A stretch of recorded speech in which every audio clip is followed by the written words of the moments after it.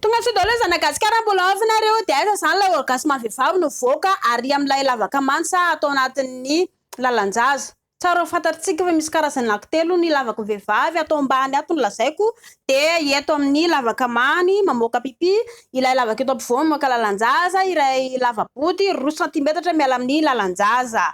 Dia rehefa mientana moa zany ny vehivavy amin'ny ankapobeny dia ato amin'ny lalanjaza eto amin'ny lavaka ampovoany no mamoaka ilay menaka mampalama rehefa raikitra amin'ny mifampopy eo ianareo anankiroa.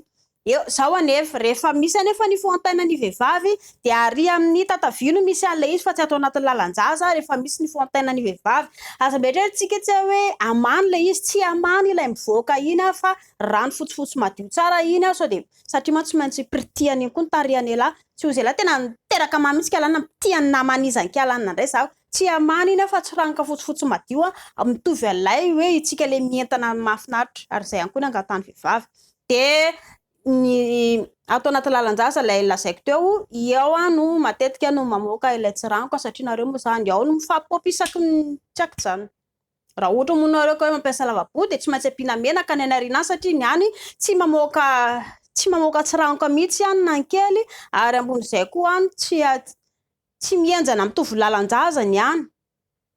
Dia za moa tsy reraka ihany koa za manoro anareo hoe raha ohatra ka nareo ka mba hoe teba hoe te hiadana ianareo mba te hankafy tsara koa dia ho an'ny vehivavy aloha le atao amin'ny lalanjaza ihany natao fa tsisy mampirangalitika indray makany amin'ny lava-body raha ohatra moa zany ka hoe lehilahy samy lehilahy efa iny fa zay ny fomban'ny lehilahy zany satria tsy manana lavaka ato ampovoany dia iny no ataon'ny lehilahy.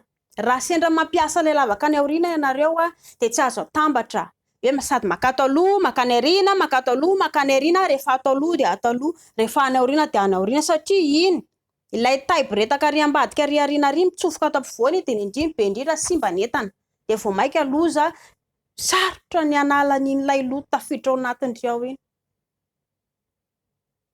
Ary tsy reraka ako manoro ny tsirairay aza mifanery tompoka mifampiresahana ianareo anankiroa mialohan'ny ataonareo dia mifampiresaka tsara mifanazava ahoana ny tokony atao, position, ny kilalao, mitsangana, mipetraka, mihodina, misopirana, mifampikasoka dia zay.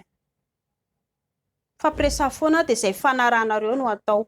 Tsara io rehefa tena samy mitia ianareo anankiroa samy mankafy ao anatin'ilay fiatanana tsara dia mandeha be io. Andramige zay maso to.